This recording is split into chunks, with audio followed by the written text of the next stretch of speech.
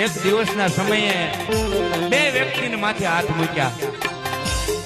પેલો કોઈની માથે હાથ મૂક્યો હોય ને તો અશ્વિન માથે મૂક્યો, અને બીજો કોઈની માથે હાથ મૂક્યો હોય ને તો લાલુ ભાલની માથે મૂક્યો. મારા મહેશ ઠાકોરે એનો ચેલો, મહેશ ઠાકોરનો ચેલો છે.